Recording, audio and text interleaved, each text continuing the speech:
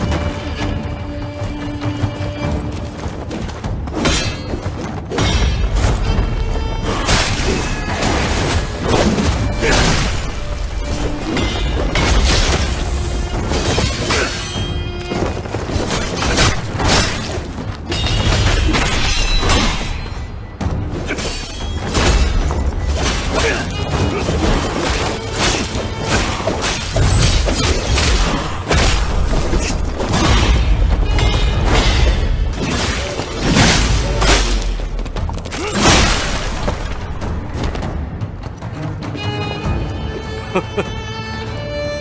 们来世再做父子。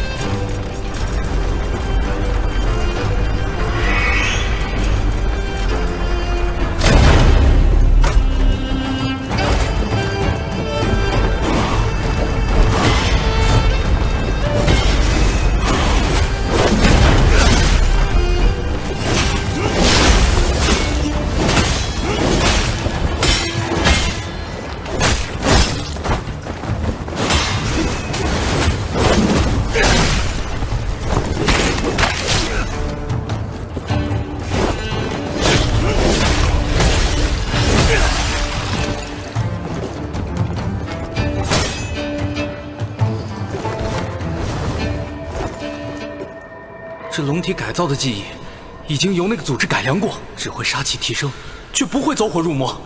如此好事，如何拒绝？况且，大师兄为了给大嫂报仇，必定会第一个接受这改造吧。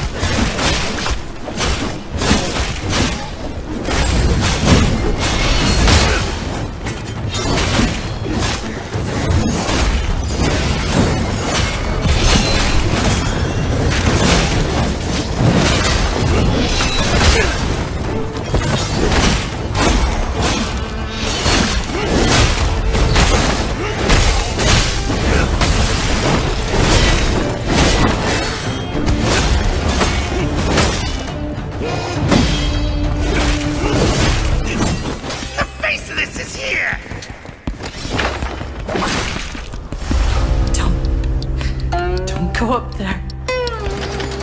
Turn back before it's too late.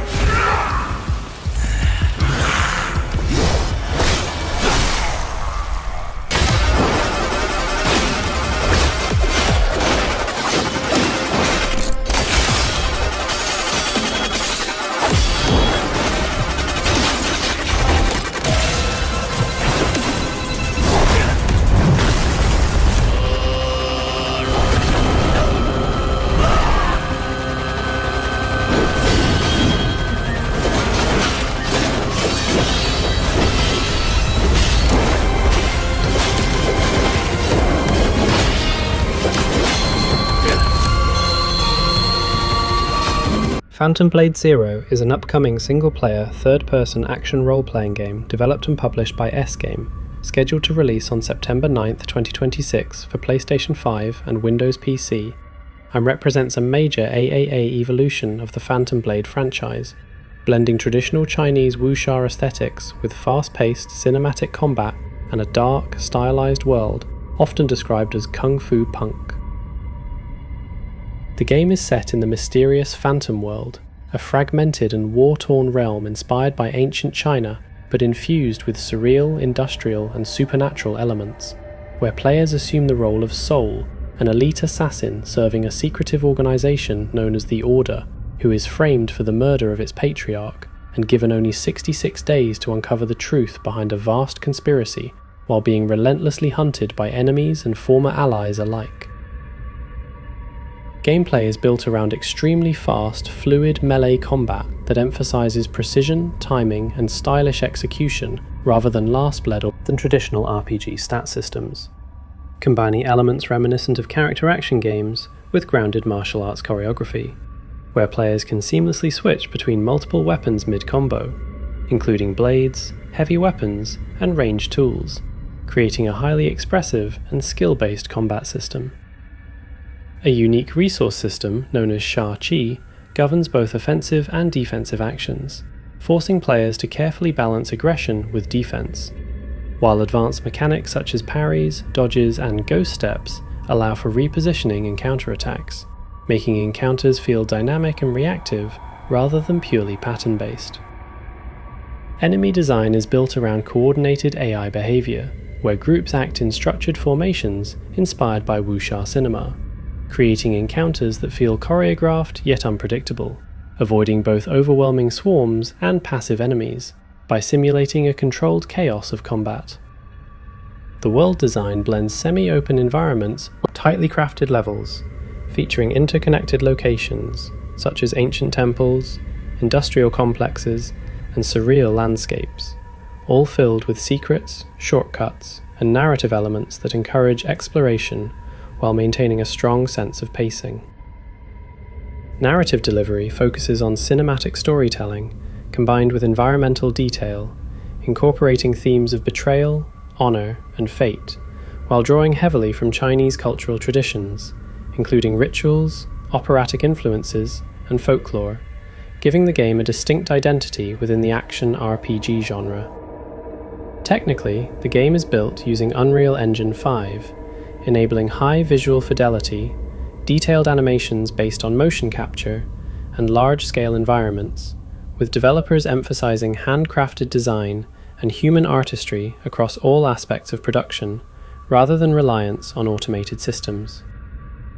As of early April 2026, the latest updates indicate that the game is in its final stages of development,